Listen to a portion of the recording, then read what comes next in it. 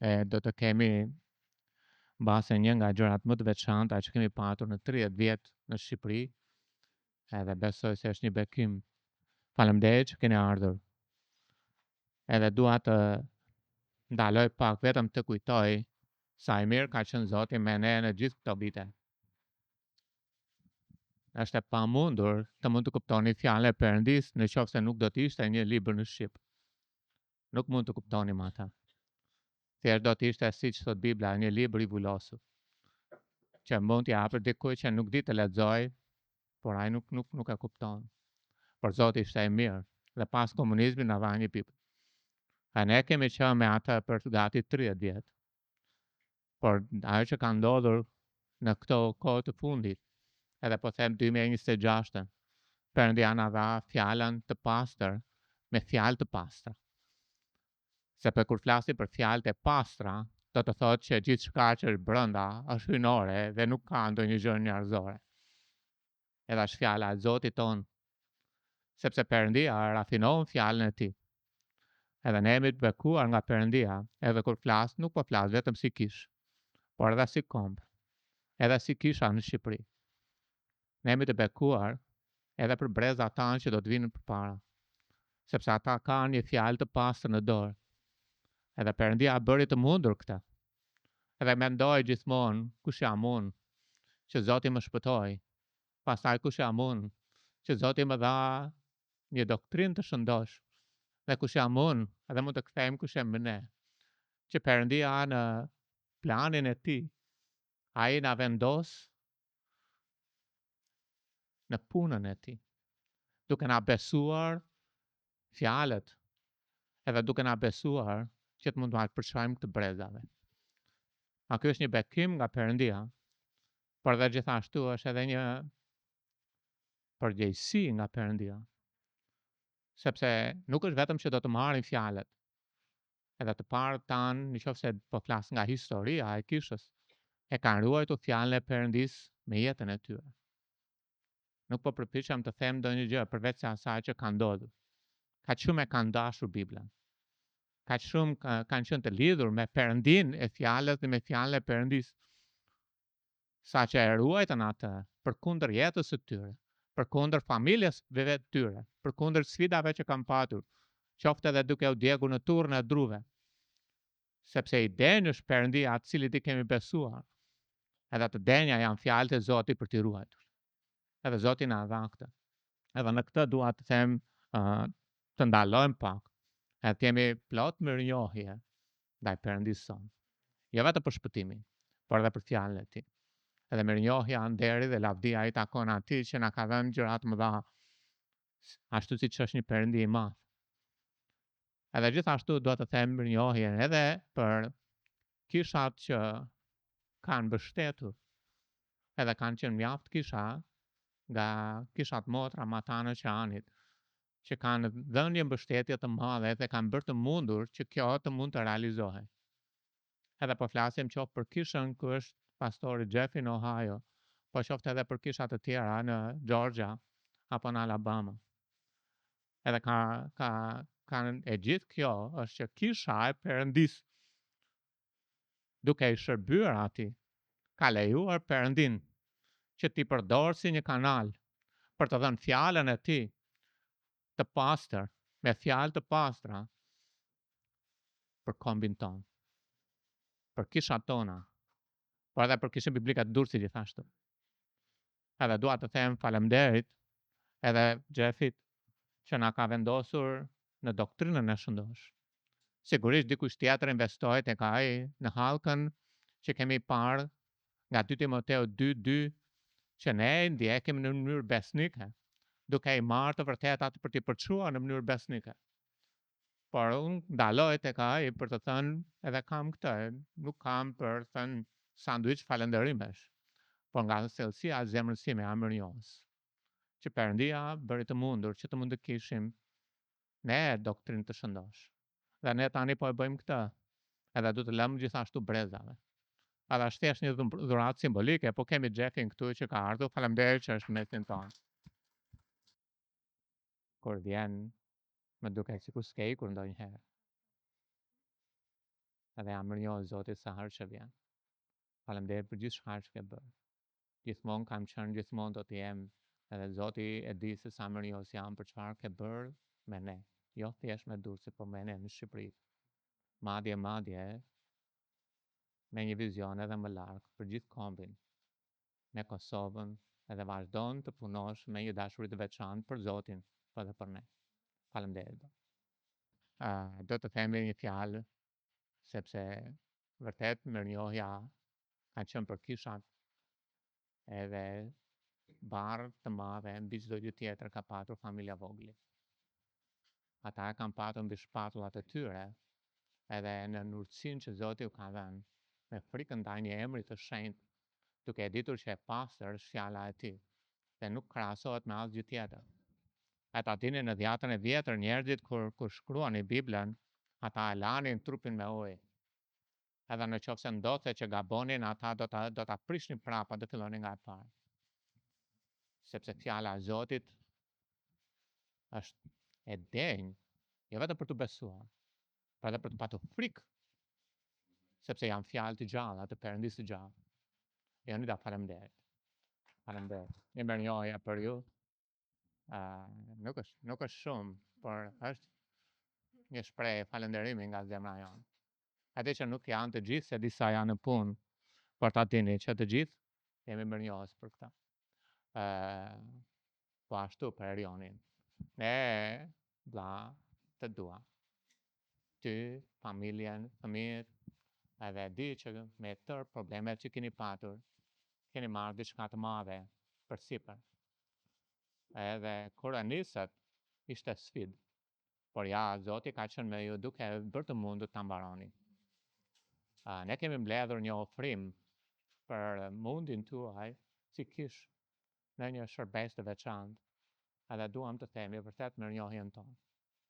Edhe jemi mirënjohës për atë që Zoti ka bërë me ju, jemi mirënjohës ju për atë që keni bërë për Zotin dhe për ne gjithashtu. Lavdi Zotit. Është bërë një ditë e gjatë, edhe ju është dhënë shumë informacion.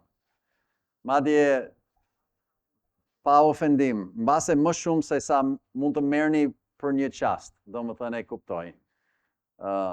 Ne, si Amerikanët, me qindra e qindra Bibla që ekzistojnë në anglisht, ne hasim këtë luftë për ditë.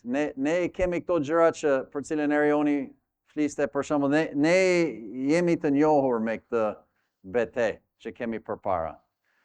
Edhe tani është fillimi, domethënë që do të keni përpara të njëjtat gjërat, edhe duhet të jeni të armëtosur pikërisht për këto gjëra. Në fund të fundit, kjo që ka rëndësi mbi të gjitha, me shpresë kuptohet nga këto që kemi për të thënë, është e vërteta. E vërteta ka rëndësi. Jo opinioni, jo mendimi, jo ndonjë gjë tjetër, domethënë. E vërteta ka rëndësi, saktësi, ashtu siç e tha. Edhe me këtë ide, domethënë unë kam përgatitur këtë mësim që do të quaj Beteja për Biblën. Edhe pjesën e parë dëshiroj të kaloj relativisht shpejt, sepse besoj se shumica, mos të gjithë, tashmë i din atë që kam përgatitur si hyrje, edhe dua që të futem mirë në dy pasazhe kryesore, atëherë të kalojmë pak derisa të fillojmë atë pjesën. Po si hyrje, dua të them këtë që ta kujtojmë që Jezus Krishti është e vërteta. Kështu thotë nga Gjoni 14, apo jo? Unë jam, Jezus i thotë, e vërteta. Po jo vetëm Jezus Krishti, po edhe fjala e Zotit është e vërteta, sepse Gjoni 17 thotë të njëjtat gjërat, domethënë që vetë fjala jote është e vërteta. Edhe nga Gjoni kapitulli 8, për shembull, e vërteta ka rëndësi. Pse? Sepse e vërteta është ajo që do të ju bëj të lirë. Edhe nuk jemi si në pranga, nuk mund të gjejmë lirinë e vërtet në qoftë se nuk kemi plot të vërtetën në gjendje që mund të dimë edhe mund të merremi bashkë me atë. Kem nevojë edhe për fjalën e Perëndisë që të mund të ecim në fuqinë e frymës së shenjtë. Besoj se e dini tani, Efezianët 5, 18 dhe 19, mos u deni me verë, në të cilën ka shtyrie, por jini të mbushur për plot me frymën. Në qoftë se ecim në fuqinë e frymës së shenjtë, ka ca rezultate që do të vinë. Ato rezultatet janë duke folur në vetvete me psalme, himne, këngë frymërore, duke kënduar, duke thyer melodi Zotit në zemrën tuaj. Edhe në qoftë se e bëjmë krahasim me Kolosianët 3, vargu 16, ku thuhet fjala e Krishtit le të banoj pasurisht në ju. Shohim të njëjtat rezultatet. Me gjithë urtësinë duke mësuar për udhër njëri tjetrin me psalme, himne, këngë frymërore, duke kënduar Zotit me hir në zemrat tuaja. Do më thënë, ne nxjerrim faktin që duke ecur në fuqinë e frymës, është barabartë me duke lënë fjalën e Perëndis të banoj pasurisht në ne. Pse? Sepse fryma e Perëndis dhe fjala e Perëndis gjithmonë bien dakord. Do më thënë, mos më thonë disave, për shembull, që siç thonë ndonjëherë, po fryma më tha, fryma më drejtoi, edhe ato që thonë që fryma u thonë, për shembull, thotë, është në kundërshtim me fjalën. Po fryma nuk punon në kundërshtim të fjalës Perëndis, se fryma është vetë autori i fjalës Perëndis dhe është e pamundur.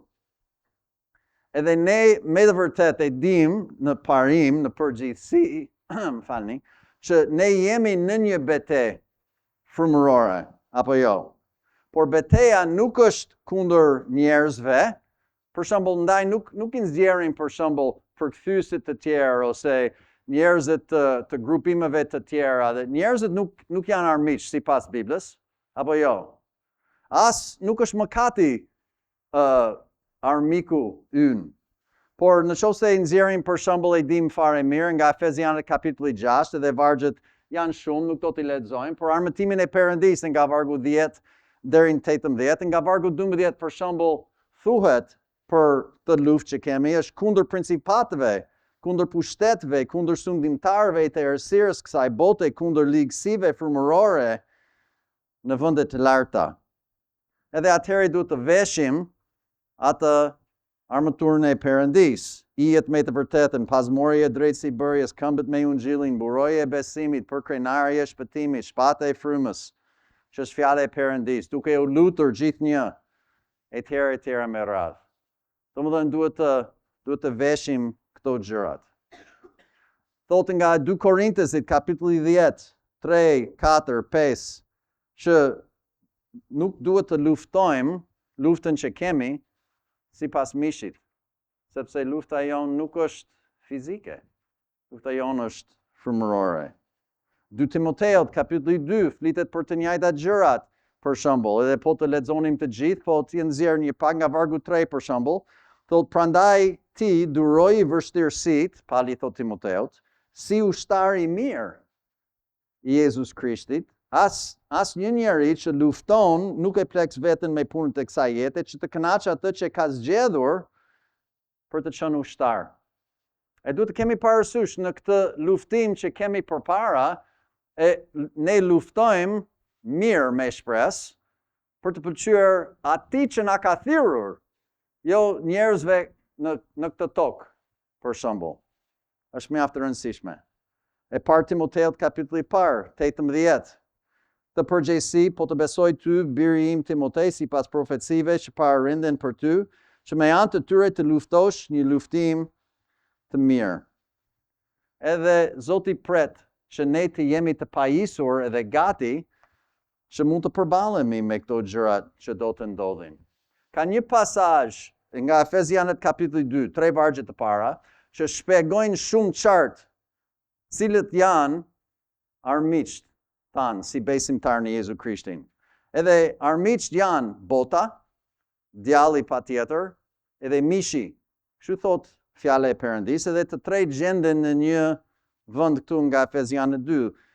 Dhe ai ju ka ngjallur juve që ishit të vdekur në shkeljen e mëkate, që në kohën e kaluar ecnit në to sipas rrjedhës së kësaj bote, bota është një, sipas princit të pushtetit të ajrit, do më thënë djallit, frymës që tani vepron në bijtë e mosbindjes, ndër të cilët në kohët e kaluara, edhe ne patëm të jetuarat tonë në endjet e mishit të tretën, duke përmbushur dëshirat e mishit e të mendjes dhe ishim nga natyra bijtë e meris, ashtu si të tjerët. Po nga ta të tre patjetër armiku kryesor është djalli. Ne e dim, e pam si ai është kundërshtari kryesor. Edhe djalli është ai që vendos rrjedhjen e kësaj bote. Djalli është ai që kontrollon qeverit e kësaj bote, sipas Mateut 4, për shembull, të gjitha. Është djalli që vepron në mishin tuaj, sepse mishi juaj nuk është thjesht mishi fizik, por është parimi frymëror që punon në trupin tuaj të vdekshëm, që të bëni mëkat. Edhe mishi, sipas fjalës Perëndis, është kundër frymës dhe fryma kundër mishit. Thot Galacit 5:16, mishi ka ëndje kundër frymës dhe fryma kundër mishit. Shumë qartë. Romakët 8:1. Tani pra nuk ka asnjë dënim për ata që janë në Krishtin Jezus, të cilët nuk ecin sipas mishit, por sipas frymës. Filipianët 3:3, sepse rreth prerja jemi ne, që adhurojmë Perëndin në frymën, dhe ngazëlohemi në Krishtin Jezus dhe nuk kemi vetë besim në mishin, sepse ata janë armiqësuar. Tani, duke studiuar shumë shpejt sot në mëngjes, kohën e historisë e kishës, kuptojmë, pak e shumë besojmë, pas tjetër askush nuk di me saktësi kur do të kthehet Jezusi, ku do të na thrasë në rrëmbimin e kishës, por besojmë se jemi në kohët e fundit, do më thënë, edhe rrëmbimi vjen së shpejti. Unë besoj se, gjithmonë kam besuar që do ishte në jetën time, pa nga pak plakem edhe mbase nuk do të arri, nuk e di, po në jetën tuaj besoj, shumicëve do më thënë do të jeni gjallë akoma kur të vi rrëmbimi i kishës. Edhe pam si periudha e Laodicesë përfundon me një rënje. Edhe Laodicea gjithashtu filloi me të gjitha përkthimet modern, për shembull, të Biblës, duke krijuar të lloj konfuzion që Erioni shpjegonte shumë mirë. Po mbi të gjitha filloi me këtë farën e dyshimit, do më thënë, me mungesën e autoritetit përfundimtar. Edhe kjo nuk vjen nga Perëndia, besoj se e pam e Parë Korinthësit 14, që Perëndia nuk është ai autori i pështjellimit. Nuk është Perëndia që bën këtë gjë. Atëherë betejë jonë frymërore patjetër është kundër djallit, edhe fusha kryesore e operimit të djallit është feja dhe fjala e Perëndisë. Në rast se nuk ishit të informuar për këtë pikë deri sot, që sot e tutje jeni të informuar. Djalli punon kryesisht në fushën e fesë dhe në fushën e fjalës Perëndisë. Ai nuk është punësuar kryesisht me njerëzit që janë në rrugë duke përdorur, domethënë lloj-lloj drogash ose duke bërë lloj-lloj mëkatesh të hapur, domethënë në sytë të gjithëve. Ato gjëra ndodhin vetëm nga fuqia e mishit në jetën e tyre. Po ai është marrë me këto gjërat. Siç e kemi parë disa herë tani nga Zana Fila Gjarpëri është prezantuar për herë të parë, a vërtet a ka thënë Perëndia? E vën dyshim fjalët e Perëndisë. Kemi parë 2 Korintesit 2:17. Domethënë nuk jemi si shumë të tjerë që degenerojnë fjalën. Janë ata që e bëjnë. Edhe një tjetër që doja të shtoja 2 Thessalonikasve 2:2, vini re këtë gjë që thotë që të mos jeni kaq shpejt të lëkundur në mendje ose të trazuar, si as prej fryme, as prej fjale, as prej ndonjë letre, gjoje prej nesh. Pali ka shkruar e ka thënë Thessalonikasve që janë disa njerëz diku këtu që shkruajnë letra, gjoja, si kur është nga unë. Nga ne, do më thënë unë me Silvani, me Timoteun. Edhe do të thotë që ishin njerëz që asaj kohe që falsifikonin letrat e Palit. Interesante. Do më thënë këto fenomene ekzistonin edhe ekzistojnë. Po pse? Pse kaq? Po patjetër sepse djalli është kundër fjalës Perëndis. Po pse është djalli kaq i vendosur kundër fjalës Perëndis? Po pse? Po sepse i dini fare mirë. Gjoni kapitulli 1, vargu 1, krahasuar me vargun 14, Zbulesa 19, vargu 13, Jezu Krishti quhet vet fjala e Perëndis me f të madhe. Me çfarë fjala mund të ndiqni në këtë Bibël, për shembull, kur f-ja është e madhe, flitet për Jezu Krishtin. Kur f-ja është e vogël, flitet për shkrimet e shenjta.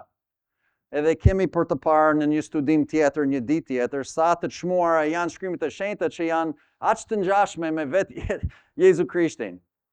Është gjë që vlen për të studiuar. Madje mund të themi që Bibla që kemi në dorë, e di që është vetëm letër dhe boj, e kuptoj, nuk është gjë e shenjtë në vetvete në atë kuptim. Po çfarë përfaqëson?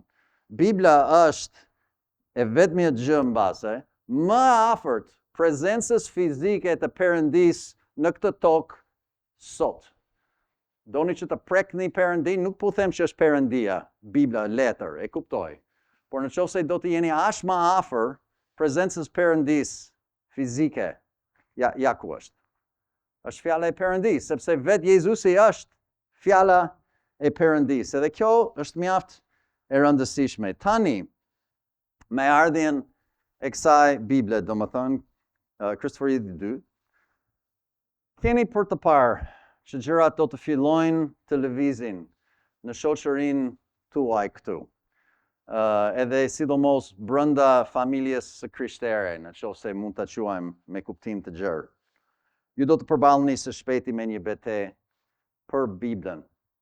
Edhe është një betejë që mbase nuk është përballur ende, sepse nuk ka qenë konkurrenca në përgjithësi për fjalën e Perëndis. Ne kemi pasur atë që kemi pasur, nuk është më në qarkullim, edhe ato që janë ato që ishin shpjeguar tashmë. Po betejë është pikërisht për fjalët e sakta të Perëndis. Edhe pyetjet janë të tilla: a i kemi ato apo jo? Nëse po, ku janë? Ku gjenden? A janë të mbledhur në një vend që i gjejmë vetë apo jo? A nëse po, a mund të gjej unë një kopje? Tani, mund të thuash, po patjetër, ti ke një në dorë dhe sa të vi kontenjeri, do të kem edhe unë një në dorë. Okej, dakord, por janë shumë të tjerë, për shembull, që do të thonë, po, të gjitha fjalët e Perëndis gjenden në një vend, gjenden në originalet, për shembull, që do të flasim pak për këtë tani. A janë, apo janë vetëm në teori? Teorikisht janë në mendjen e Zotit janë në një, megjithse ato që kemi ka ca gabime, bëjmë të pamundurën, aq sa mundemi. A kështu na ka lënë Perëndia të evoluojmë vetë aq sa mundemi? Si mendoni? A janë vetëm të mbledhur në shfaqjet e muzeumve? Janë iderat që ekzistojnë. Duhet të flas pak për argumentat që ata do të nxjerrin, edhe Joni preku pak nga këto, po disa argumenta që ata do të nxjerrin në luftim pikërisht për fjalën e Perëndis dhe për autoritetin e fjalës Perëndis. Dëgjoni, nëse janë 100 Bibla, njerëzit nuk kanë rëndësi, vetëm nëse ti nuk del edhe thua që ka vetëm një që ka autoritet përfundimtar. Momenti që ti thua këtë, vinë sulmet, me siguri. Atëherë, cilët janë argumentat që ata do të bëjnë kundër kësaj që kemi për të thënë?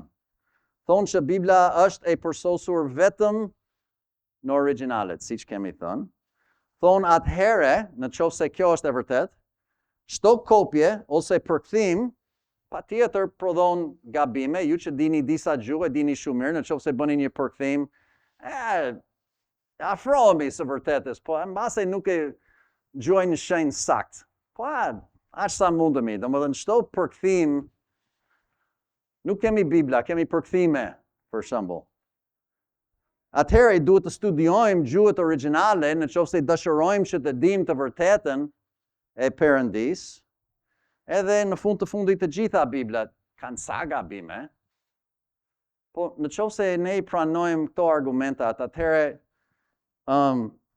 më falni po, ku janë gabimet? Në qoftë se të gjithë kanë sa gabime, Gjoni 3:16, gabim, Romakët 10, 9 dhe 10, nga I cila ne shpëtohemi, gabim aty, jo, ato janë sigurta. Si e dini? Janë sa gjëra të tjera, janë gabime, 666 talenta. Kujt intereson? Okej, ku ka gabime? Nëse ekzistojnë, nëse I pranojmë. Ne jemi besimtar të Biblës. Nuk jemi gjyqtar të Biblës. Kjo ka rëndësi. Zoti do që ne të kemi qëndrimin e duhur ndaj fjalës së Tij, nëse do të ecim me atë në fuqinë e frymës së Tij. Zoti do që ne të nënshtrohemi fjalës, jo të jemi mbi fjalën, duke kritikuar atë. Atëherë duhet të kalojmë këtë pyetje. Cilët janë shkrimet sipas shkrimeve? Çfarë thon shkrimet për shkrimet? Keni menduar këtë? Jezusi priste që njerëzit rreth Tij në kohën e Tij t'i kishin dhe t'i lexojnë. Mateo 21:42, Jezusi u thot atyre, a nuk I keni lexuar kur në shkrimet? Guri që ndërtuesit e refuzuan, I njëjti është bërë kreu I cepit. Kjo është bëmë e Zotit e është e maniqme në sytë tanë. Domethënë ai priste që ata të kishin lexuar shkrimet. Mateo 22:29, Jezusi u përgjigj dhe u tha atyre, ju gaboni duke mos I njohur shkrimet, as fuqinë e Perëndisë. Si mund të guxoj të çortoj Jezus Krishti dikën për diçka që ai nuk ka mundësi të ketë, në qoftë se shkrimet janë vetëm në origjinale? Ai priste që ata që kishin në dorë quheshin shkrimet e shenjta.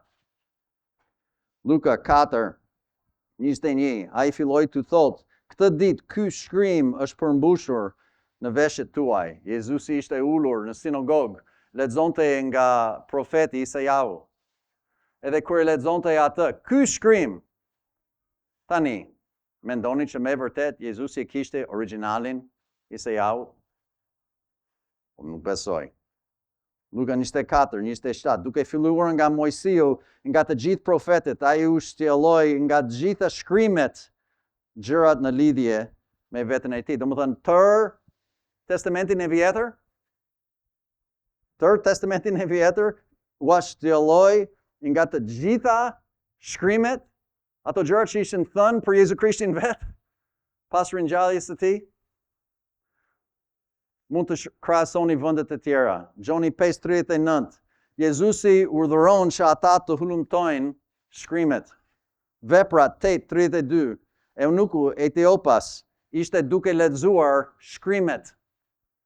Veprat 17:11, Bereasit hulumtuan shkrimet për ditë. 2 Timoteo 3:15, Timoteo u rrit duke studiuar, duke lexuar shkrimet. Kush mendon me të vërtet që Timoteo, një djalë I ri, kishte të gjithë originalet e Mojsiut, fshehur në dhomën e gjumit të tij, për shembull? Është absurde. Është absurde. 2 Pjetrit, kapitulli 3, nga fundi I letrës së 2 Pjetrit, 15. Prandaj, dhe durim gjatësinë e Zotit ton, konsiderojeni që shpëtim, si kurse ju ka shkruar edhe vllai ynë I dashur Pal, si pas urtësisë që është dhënë atij, siç bën edhe në gjithë letrat e tij, ku flet për këto gjërat, ku ka edhe ca gjëra të vështira për të kuptuar, të cilët ata janë të pamësuar e të paqëndrueshëm I shtremburojnë, siç bëjnë edhe me shkrimet e tjera për shkatërimin e vetes tyre. E dini çfarë ka thënë Pjetri? Pjetri në këtë kohë të historisë, 30 vjet pas ringjalljes së Jezu Krishtit, Pjetri pohon që shkrimet e Palit janë shkrimet e shenjta. Pse? Sepse kisha e rilindur e Jezu Krishtit të asaj kohe kishte kuptuar edhe pranuar faktin që ato që kishin shkruar pali ishin me të vërteta prej Perëndis. Edhe quheshin shkrimet e shenjta. Argumenti i kundërshtarit është që çfarëdo që kemi sot është përkthyer nga diçka tjetër, edhe është. Atëherë argumenti i tyre që them unë është thjesht urtësia njerëzore. Nuk është pa kuptim, ka një farë kuptim. Problemi është një kuptim njerëzor, jo hyjnor. Është që çfarëdo që përkthen, patjetër përkthimi nuk është i saktë. Është si të bësh një fotokopje. Fotokopje e ngjan shumë, po ndonjëherë zbehet pak. Nuk është e saktë si origjinalja. Patjetër përkthimi humb diçka në procesin e përkthimit. Atëherë Bibla që kemi nuk mund të jetë e përsosur fjala e Perëndis. Janë njerëz të vërtet që mendojnë këtë gjë. Kjo ka një farë kuptim nga urtësia njerëzore. Por Zoti nuk do që ne të përdorim atë urtësi, apo jo? E parë Korintësit, kapitulli i parë, vargu 20, thotë që a nuk ka bërë Perëndia marrëzi urtësinë e kësaj bote? Perëndia ka zbuluar të vërtetën në mënyrë që urtësia njerëzore të jetë ngjashme me marrëzinë në krahasim me urtësinë e tij. Urtësia e tij është këtu, gjendet këtu. Në njëjtën gjë e parë Korintësit 2, 6 dhe 7. Nuk jemi për të përdorur urtësinë e kësaj bote. Edhe siç thash sot mëngjes, fjala për shembull e përsosur nuk do të thotë pa asnjë tëmet, pa asnjë mëkat, do të thotë e plot, e kompletuar, e maturuar. Kjo është më e rëndësishme. Faktikisht nga fjala e Perëndis, ne si besimtar të rilindur edhe quhemi të përsosur përpara Perëndis. Nuk është e thënë që jemi pa mëkat, do të thotë që jemi të rritur tani, përsosur ka të kuptim. Megjithatë, me atë kuptim, edhe Bibla mund të jetë e përsosur një farë mënyre, apo jo? Sepse në qoftë se Bibla thjesht ka kaluar procesin e duhur edhe ka rritur në nivelin e maturës, domethënë, atëherë është gati. Argumenti i tyre është që përkthimet më të sakta duhet të vinë nga dorëshkrimet më të vjetra, sepse ato ishin shkruar në një kohë më afër kohës së ngjarjeve të Biblës për cilën janë shkruar. Atëherë ka më pak mundësi që të kenë gabime. Përsëri, urtësia njerëzore ka kuptim. Në qoftë se diçka ka ndodhur në vitin 50 pas Krishtit dhe dikush ka shkruar në vitin 70 pas Krishtit, ishte shumë afër në krahasim me diçka që është shkruar 200 vjet më vonë. Për shembull, themi, ka më shumë mundësi, mbase ka qenë dëshmitar okullar, e vetë i ka ditur mirë edhe kur i ka shkruar këto gjëra, ka mundësi është më e madhe që ka të saktë. Po ne nuk jetojmë në botën e mundësive më të madhe. Jetojmë në botën e sigurishmërinë e fjalëve të Perëndis. Kjo është më e rëndësishme. Atëherë, një Bibël e përkthyer nga dorëshkrimet më të vjetra, që ata i quajnë originalet, Erioni e tha shumë qartë, askush nuk e ka parë, nuk e ka prekur kur në jetën e tij asaj, originalet. Edhe e përdorin fjalën në njajës, originali, ka vetëm një. Më vjen keq tani. Janë qindra fragmentet dorëshkrimeve të mbledhura bashkë. Është falë që e përsëris fjalën gënjeshtër, që të thonë ashtu, sepse vetë ata i dinë më mirë. Është e vërtet. Por dua t'ju them diçka, edhe kjo është ajo që desha të nxirja që sonte duke theksuar.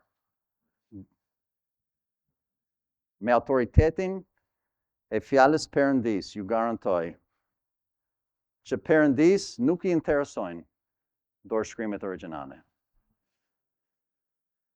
Dëgjove që atë që thash? Me autoritetin e Perëndis. Ka shi sigurt je ti? Po. Në qoftë se doni të shikoni, pavarësisht nga Bibla që keni, nuk ka rëndësi, Jeremiahu, duhet të mësoj atë Erioni, për do jem më mirë. Jeremiahu, 36 është kapitulli, edhe do të shikojmë gjithë kapitullin, po disa vargjet, kryesisht. Do t'i përmbledh edhe duke kaluar. Po këtu, do më thënë gjithë kapitulli, tregon një histori që vë pikën mbi në këtë temë, është shumë e qartë. Fillon e thotë ndodhi në vitin e 4 të do të më falni pak për leximin e emrave, Jehoiakimit, po, biri Josiahut, mbretit Judës, nga Zoti erdhi Jeremiahu kjo fjalë duke thënë. Edhe vazhdon me mesazhin nga Zoti në këtë kohë historike. Mirë. Edhe thot nga vargu 2, merr një rrotull libri dhe në të shkruaj të gjitha fjalët që të kam folur kundër Izraelit. Tani, kemi kaluar sot mëngjes që frymëzimi sipas kufizimit të Biblës në Bibël për frymëzimi është në të folur. Frymëzimi ka të bëjë me frymën, ajrin, frymën. Frymëzimi ndodh kur një njeri flet, jo kur një njeri shkruan. Disa mendojnë që shkrimi është frymëzimi. Teknikisht nuk është. Teknikisht frymëzimi është në të folur. Okej? Atëherë, pastaj dikush e shkruan. E shikojmë këtë nga letra e 2 Pjetrit, kapitulli 1, vargu 21. Që thotë profecia nuk erdhi në kohë të lashtë me anë të vullnetit të njerëzit, por njerëzit e shenjtë të Perëndis folën, jo shkruan. Siç u shtyn nga fryma e shenjtë. Frymëzimi është kur fryma e shenjtë fryn edhe fjalët dalin nga goja. Pastaj dikush e shkruan. Vargu 3, prap, Jeremiahu. Ndoshta do të ndodh që shtëpia e Judës do t'ia vërveshin gjithë së keqes që kam vënë qëllim të bëja atyre dhe ata që mund të rikthehen secili nga udhë e tij të keqe, që mund të ta fal paudhësinë dhe mëkatin e tyre. Domethënë, qëllimi i fjalës Perëndis është për ndrejtje dhe edukim në drejtësi, do më thënë që ata të mund të kthehen nga rrugë e keqe për një zbatim praktik në jetën e tyre. Vargu 4, vazhdojmë. Atëherë Jeremiahu thiri Barukun, biri Nerjahut, dhe të gjitha fjalët e Zotit të cilat Zoti ja kishte folur Jeremiahut, Baruku i shkroi nga goja e Jeremiahut në rrotullin e një libri. Okej, shumë teknike, shumë ashtu nëse ndiqni bashkë me mua. Zoti foli Jeremiahut, Jeremiahu foli përsëri, është frymëzimi i Perëndis, janë fjalët e Perëndis Jeremiahut, Jeremiahu predikoi, foli, edhe kishte një skrib, një njeri që kishte shkruar pastaj, regjistruar ato fjalë në letër. Baruku, nga goja e Jeremiahut. Pastaj, pa i lexuar, vargjet 5 deri në 8, ti përmbledh, Baruku lexoi të gjitha fjalët pastaj që ishin shkruar në shtëpinë e Perëndis. Pak a shumë siç ne bëjmë me predikimet në kish. Vargjet 11 deri në 13, Mikajahu shkoi edhe i tha edhe kishte lexuar përsëri të tjerëve ato gjëra që ai kishte dëgjuar kur ishte predikuar në shtëpinë e Perëndis, edhe vargjet 16 deri në 18 shikojmë që janë disa persona me një autoritet në fushën e fesë që i vinin në dyshim këto fjalë. Edhe sulmonin këto fjalë. Pse? Sepse fjala e Perëndis ishte kundër mëkatit të tyre dhe nuk u erdhi mirë. Edhe ata thanë, bobo, duhet i heqim këto fjalë se nuk na pëlqen si duket kjo gjë. Okej, këtu jemi tani, e mbledhim prap nga Jeremiahu 36, duke filluar nga vargu 20. Vini re. Dhe ata shkuan në obor të mbreti, por rrotullin e vunë mënjan në dhomën e skribit Elishama, dhe ata I treguan të gjitha fjalët përveç të mbretit. Kështu mbreti dërgoi Jehudiun për të marrë rrotullën dhe ky e nxori atë nga dhoma e skribit Elishama. Dhe Jehudiu e lexoi atë përveç të mbretit dhe përveç të gjithë princeve që qëndronin përmbi mbretit. Tani mbreti ishte ulur në shtëpinë dimërore në muajin e 9 dhe përpara tij digjej një zjarr në vatër. Dhe ndodhi që pasi Jehudiu kishte lexuar 3 ose 4 flet, ai preu rrotullën me presin e penës dhe hodhi atë në zjarrin që digjej në vatër derisa e gjithë rrotulla u konsumua nga zjarri në vatër. O bobo, ku iku originalja? Jo, seriozisht. Nuk dim sot çfarë kishte për të thënë originalja. Se u dogj, u shkatrua me një herë. S'është më. Ç'to bëjmë tani? Me çfarë fjala? Njerëz të ligë, njerëz që urrejnë drejtësinë e Perëndis, bëjnë vepra të tilla. Vazhdojmë me vargun tjetër, 24. Megjithatë, ata që dogjën rrotullin, nuk u friksuan dhe as nuk I grisën petkat e tyre, as mbreti dhe as ndonjë nga shërbëtorët e tij që dëgjuan gjithë këto fjalë. Ata nuk kishin fare frikë nga Perëndia për të bërë këto vepra. E trishtueshme. Pastaj, çfarë ndodh? Zoti I thot Jeremiahut përsëri, shko merr rrotull prap, e do e bëjmë prap. Shumë mirë, do të bëjmë prap, mos ki merak, unë jam Zoti, e bëj. Vargu 27. Pastaj, pasi mbreti e dogji rrotullën dhe fjalët që Baruku shkroi nga goja e Jeremiahut, fjala e Zotit erdhi te Jeremiahut duke thënë, merr përsëri një tjetër rrotull dhe në të shkruaj të gjitha fjalët e mëparshme që ishin në rrotullën e parë, cilën e dogji Jehoiakimi, mbreti I Judës. Po shumë mirë, u zgjidh. Zoti e bëri përsëri, si puna e Mojsiut, me ato plaga guri. Mojsiu I theu gjitha dhe Zoti përsëriti edhe, në rregull, kemi originalin prap. Sakt, siç ishte, sepse Zoti siguroi që ishte siç ishte. Po prini se nuk kemi mbaruar. E çojmë deri në fund të kapitullit. Vini re si ndodhi procesi pastaj deri në vargun 32. Atëherë Jeremiahu mori një tjetër rrotull dhe ia dha skribit Baruk, biri I Nerjahut. Ky shkroi në të nga goja e Jeremiahut të gjitha fjalët e librit që Jehoiakimi mbreti I Judës dogji në zjarr. Dhe përveç atyre u shtuan edhe shumë fjalë të ngjashme. A dëgjuat atë? Herë e dytë nuk është identike me herën e parë. Cili ishte I frymëzuar? Përgjigje e saktë është të dyja. Përgjigje e saktë është të dyja. Zoti bëri të parën, Zoti bëri të dytën. Kur Zoti bëri të dytën, e bëri ndryshe. Kë kemi tani? Të parën, të dytën? A I dini se dini? Çfarë ju lind në mendje? Dyshime? Pikpyetje? Jo, absolutisht. Më shumë besim duhet. Si do që të jetë puna, Zoti është ai që do të sigurojë që fjala vazhdon. Kjo është e gjitha. Janë dy regjistrime të ndryshme, të ngjashme, të gjërave që ndodheshin atëherë në jetën e Izraelit, kur ishin gati për në robëri në Babiloni. Edhe Zoti kishte dhënë një herë dhe dy herë dhe sikur të kishim të dyja bashk, nuk do të kishte kontradikt midis tyre, po do të ishin duke ndihmuar, duke ndërtuar njëri tjetrin. Si pak a shumë kemi 4 ungjit, Mateu, Mark, Luke, John. Kemi 4 versione të historisë së jetës Jezu Krishtit. Kush e ka drejt? Nuk janë sakt njësoj.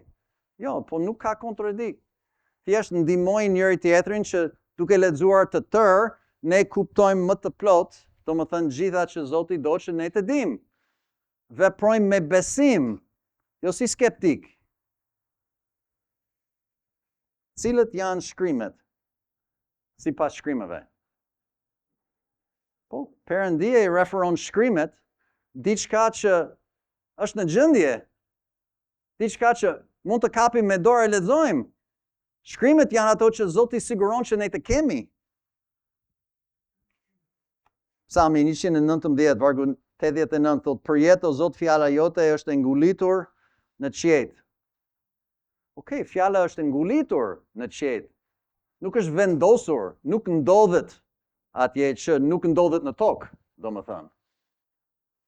Ezra 7:14, sepse i ti po dërgohesh nga mbreti dhe nga 7 këshilltarët e ti, që të këshillohesh përputhje me ligjin e Perëndisë tënd, domethënë që e ke në dorën tënde. Ligji i Perëndisë, sipas frymës Perëndisë, shkruar në librin e Ezrës, libri i Perëndisë, ligji, gjendet në dorën e tyre. Fjala e Perëndisë gjendet në dorën tuaj. Kjo është më e rëndësishme. Zoti do që ne të jemi besimtar të Biblës. Kjo është e saktë që ju kam thënë. Kjo është e qartë nga Bibla vetë. Po çështja është që duhet të kuptoni për veten tuaj këtë doktrinë.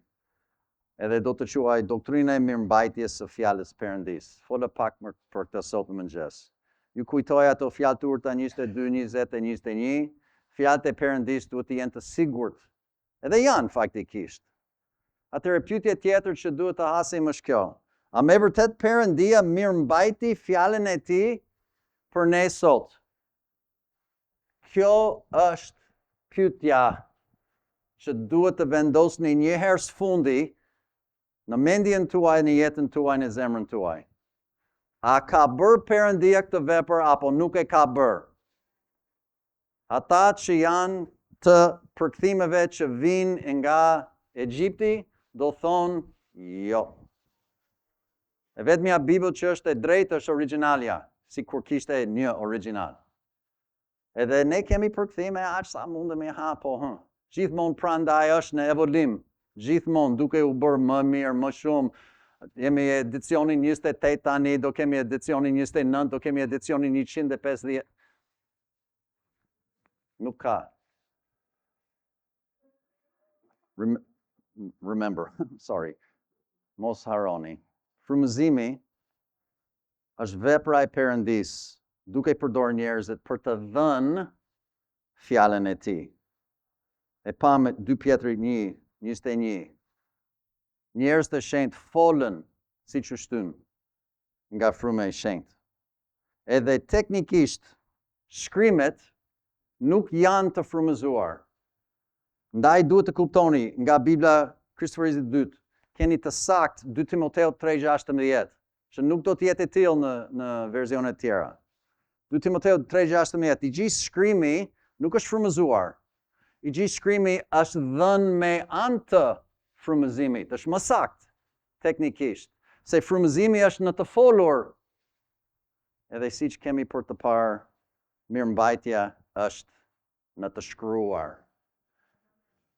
Në të folur, frymëzimi, në të shkruar, e kemi të ruajtur që mund të shikojmë her pas here, e gjithmonë është njësoj, se e ka mbajtur mirë fjalën që ne të mos i harrojmë ato që ai ka thënë. Mirëmbajtja është vepra e Perëndisë duke përdorur njerëzit për të ruajtur, për të mbajtur mirë fjalën e tij të pastër. Edhe të gjithë thonë sikur janë dakord me këtë parim, po në fakt nuk është e vërtet. Edhe siç kam thënë, frymëzimi pa mirëmbajtje realisht në jetën e përditshme është pa vlerë. Edhe them me respekt, sepse ndryshe frymëzimi, fjalët e Perëndisë thjesht të frymëzuar, të folur dikur, bëhen një traditë verbale, për shembull. Sikur, për shembull, dikush do thoshte, po na ishte një herë në një vend shumë largët. Perëndia I foli njeriut. Thonë se a I tha gjëra të mrekullueshme. Po nuk kemi ndonjë rekord të saj, atëherë jemi shumë sigurt. Tani, kjo duket qesharake, po kjo është pak a shumë, po ato që me vërtet mendojnë shumica e njerëzve. Është me të vërtet evolucioni I teizmit. Perëndia shkaktoi një Big Bang, kur frymëzoi njerëzit për të folur fjalën e Tij një herë, dhe pastaj I la vetëm, që t'i zgjidhin gjërat vet. Good luck. Pa shfat. Natyrë njerëzore bën të vetën, edhe tani kemi qindra e qindra ashtu quajtur Bibla, që kontradiktojnë njëra tjetrën në vende të ndryshme siç e kemi parë. Le të flasim pak tani nga Psalmi 12, nëse mund të shikoni bashk. Psalmi 12 do studiojmë çik, sepse do shikojmë premtimin e mirëmbajtjes që gjendet aty, dhe është një psalm që ka 8 vargje, do të shikojmë pak nga gjitha. Së pari do të shikojmë kontekstin, patjetër. Le të lexoj. Ndihmo, Zot, se njeriu I perëndishëm mungon, se besnikët rrallohen ndërbit e njerëzve. Flasin kotësi, çdo njeri me të afërmin e vet, flasin me buzë lajkatare edhe me zemër dyfisht. Zoti do t'i shfaros gjithë buzët lajkatare dhe gjuhën që flet gjëra krenare. Që thonë, me gjuhën tonë do t'ja dalim, buzët tona na përkasin neve, kush është Zot mbi ne? Për shkak të shtypjes së të varfrit, për hir të pësheretimës së nevojtarit, unë do të qohem tani, thot Zoti, do t'i jap atij sigurim nga ai që I shfryn kundër.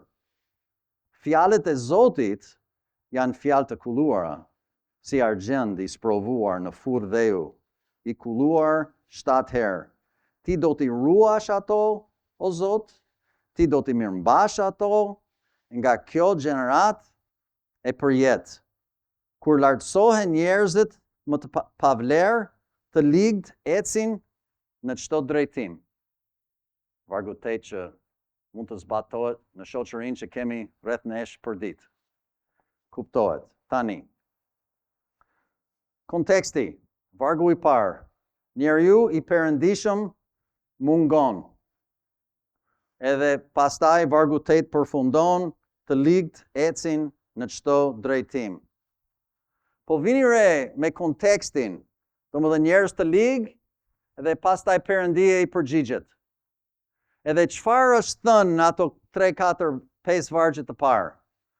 Kemi këto fjalë, flasin, buzë lajkëtare, gjuhën, flet, thon, pësheretimës. Domethënë, kemi lloj shprehjesh në lidhje me mënyrën si këta të ligët flasin, edhe përdorin gjuhën e tyre. Edhe konteksti ka të bëjë me këtë. Fjalët e Perëndis janë epërore mbi fjalët e njerëzve. Sepse pastaj kalon nga vargu 6 dhe thot fjalët e Zotit janë të kulluar. Domethënë, mund të identifikoni se cilët janë njerëzit në bazë të fjalëve që dalin nga goja e tyre. Si flasin, tregojnë kush janë. Apo jo? Thonë për shembull, më thuaj me këri të them se cili je. Më thuaj çfarë thua? Edhe them se cili je. Është gjë e tillë. Ata njerëz të ligë flasin fjalë të tyre, po Perëndia do t'i gjykojë ata. Po nuk u bëhet vonë. Nuk janë të interesuar. Perëndia thot, unë do të ngrihem kundër tyre, unë do t'i mbroj këta të mit. Edhe në kundërshtim me këtë thot nga vargu 6, fjalët e Zotit, që nuk janë si fjalët e njerëzve të ligë. Janë fjalë të kulluara, si argjendi I sprovuar 7 herë. Edhe thot nga vargu 7, me kontekstin e fjalëve të Zotit, që janë ndryshe nga fjalët e njerëzve, nga vargu 7, ti do t'i ruash ato, fjalët e Zotit. Zoti do t'i ruaj fjalët e vet.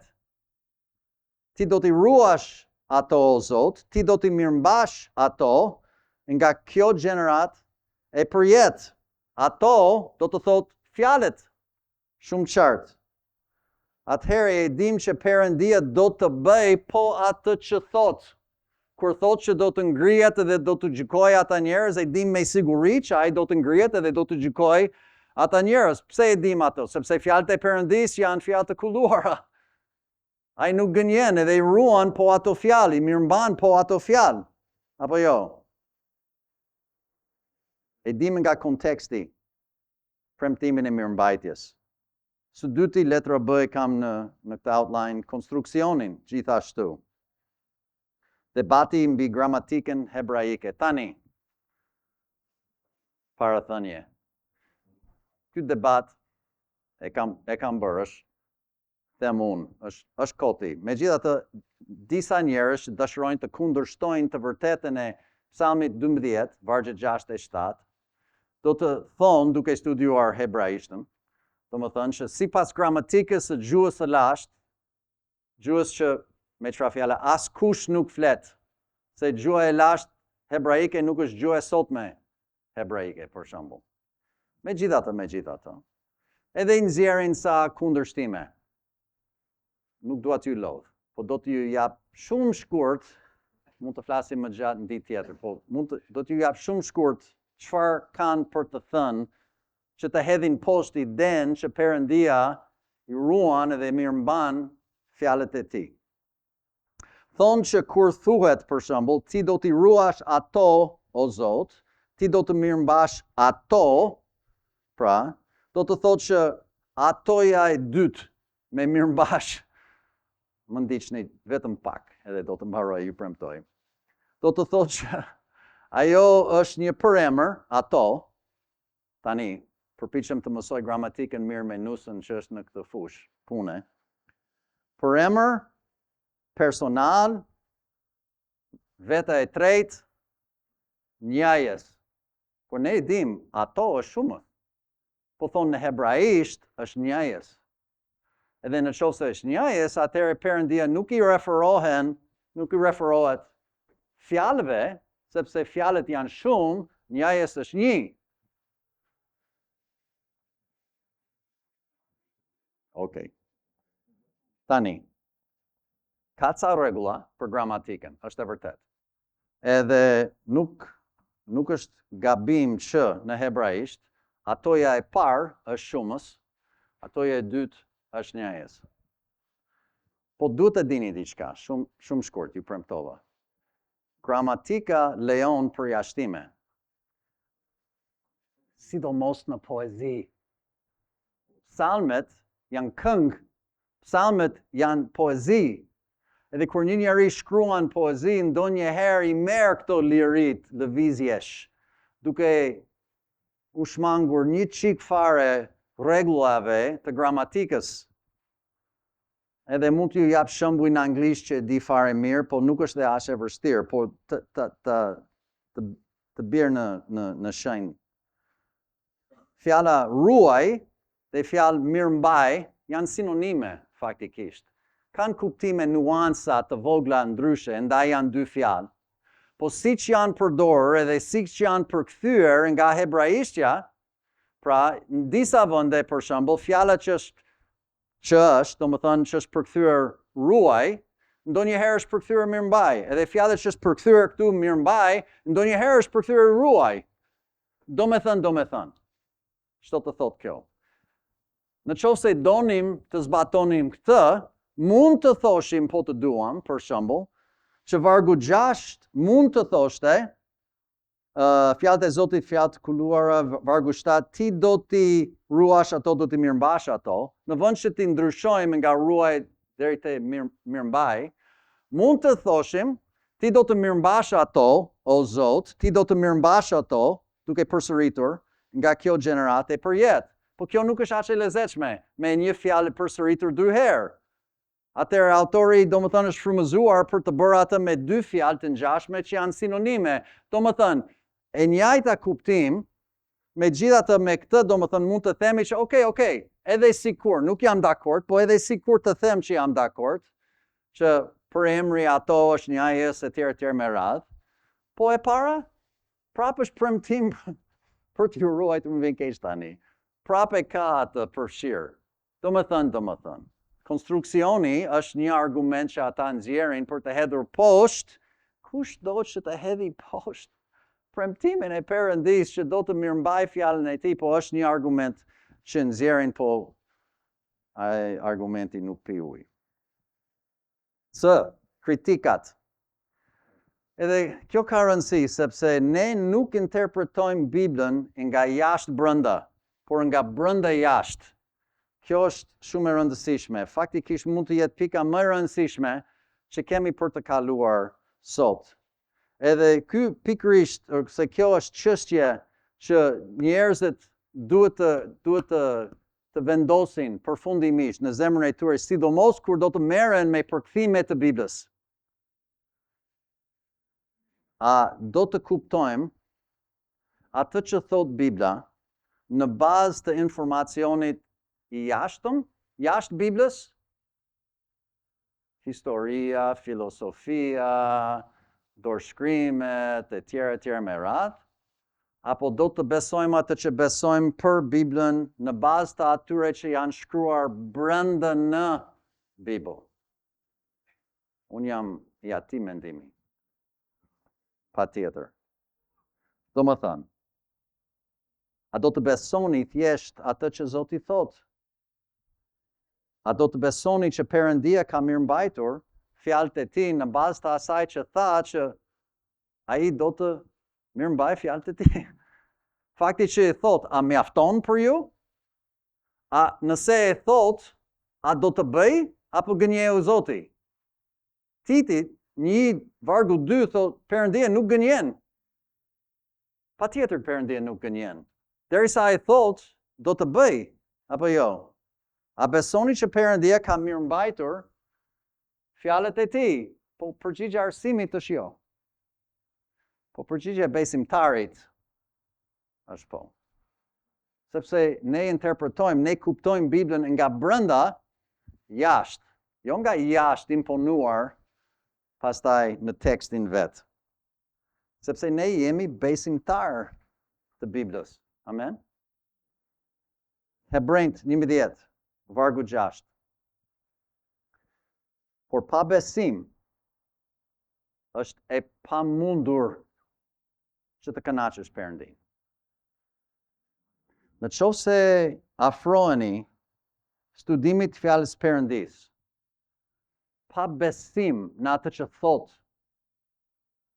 mund të mësoni shumë gjërat, mund të krenoheni me njohurinë që keni fituar, mund të bëheni dikush në fushën e fesë sa këtej andej, vetëm Perëndin nuk keni për të kënaqur.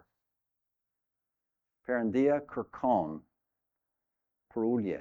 Perëndia kërkon besim nga ana jonë. Ne themi që Bibla është autoriteti përfundimtar në të gjitha çështjet e jetës. Jo vetëm të besimit, po edhe të praktikës. Po aman, është e vërtet? A do të jetë e vërtet nesër pas nesër kur njerëzit do të përpiqen të vinë edhe të sulmojnë autoritetin e Biblës që e ke në dorë, për shembull? Sepse në qoftë se me të vërtet është autoriteti përfundimtar për ne, atëherë ne jemi të detyruar të japim Biblës të drejtën në rast dyshimi. Po edhe sikur ndodhin sa gjëra që lexojmë dhe themi, më thënë drejtën, s'jam shumë i sigurt. Derisa të zgjidh, derisa të studioj, derisa të kuptoj plotësisht, do t'i jap të drejtën Zotit. Në rast dyshimi do t'i jap të drejtën Zotit, jo arsimit ose njerëzve. Se jam besimtar. Kështu veprojnë besimtarët. Erioni ka vënë e parë Thessalonikësve 2:13. Fjala e Perëndis vepron affection në ju që besoni. Fjala është që është. Fjala nuk ka nevojë për ju, nuk ka nevojë për mua. Zoti është Zot. Ai do të bëj atë që do të bëj, me ne, pa ne. Është mirë për ne kur e besojmë atij. Apo jo? Është mirë për ne. Edhe në qoftë se do të jemi të tillë, fjala do të veproj affection në ju. Po duhet të pranojmë këtë si që është. Jo si fjala e njerëzve, po ashtu si që është në të vërtet, fjala e Perëndis, e kulluar, e rafinuar, e ruajtur, e mirëmbajtur, e përsosur. Sepse e di nga vjen, e dim, do më thënë, çfarë përfaqëson. Është një çështje besimi. Perëndia është aktiv në frymëzimin dhe në mirëmbajtjen e fjalës Perëndis. Dhe ka fuqi, po vetëm kur i besoni. Fjala e Perëndis nuk është prej nesh. Nuk është që frymëzoj originalet edhe na la vetëm. Të bëjmë aq sa mundemi, për shembull. A mund të ju kujtoj që janë disa çështje që ju e pranoni thjesht me besim, pa fakte shkencore. Ju besoni në krijimin e universit, ashtu siç është shkruar në kapitullin e parë dhe të dytë të Zanafilës. Pse? Sepse kështu thot Zoti. Po shkenca thot kështu, so shkolla thot kështu, po punë e madhe Zoti thot kështu. Unë jam besimtar, unë besoj në krijimin. Përmbytja e Noeut. Kush ishte këtu në atë kohë? Askush nuk ishte këtu. Si u bë ajo Grand Canyon aty në Amerikë, për shembull, përmbytja e Noeut. Okej, po pse? Si e di ti këtë?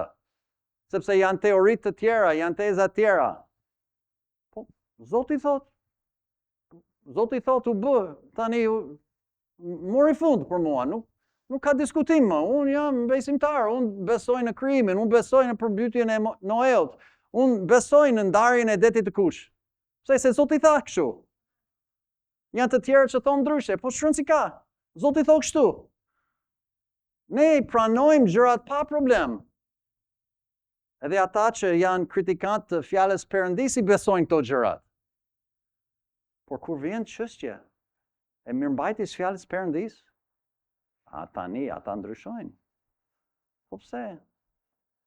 Le të jemi besimtar. Thjesht, pëlqejmë Zotin, kënaqim Zotin. Ka shumë rëndësi evidenca nga brenda, jo nga jashtë. Jo se ato nga jashtë nuk përputhen, se janë, edhe mund të debatohen, po ato që janë më të fuqishme janë ato që tha Zoti vetë.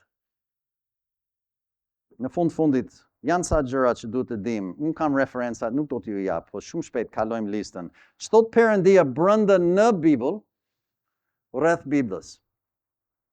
Okej, fjalët e Perëndis janë të mbaruara. Ai do t'i ruaj çdo fjalë për ne. Fjalët e Perëndis janë në gjendje, mund të kemi në dorë. Fjalët e Perëndis janë të mbledhura në një vend që mund të kemi dhe mund të prekim dhe mund të merremi bashkë me atë ditë pas dite. Fjalët e Perëndis janë të sulmuara nga shumë mënyra të ndryshme.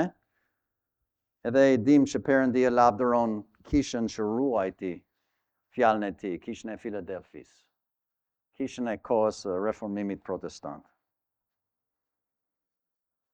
Tani, ne qëndrojmë përpara Zotit ton me besim, duke besuar ato që ai kishte thënë në fjalën e tij, për fjalën e tij. Edhe do t'i besojmë Zotit më shumë se sa do t'i besojmë arsimit të lartë, pavarësisht të ashtu quajtur krishterë për Biblën. Ata që kërkojnë, që të kritikojnë fjalën e Perëndis dhe të hedhin atë poshtë.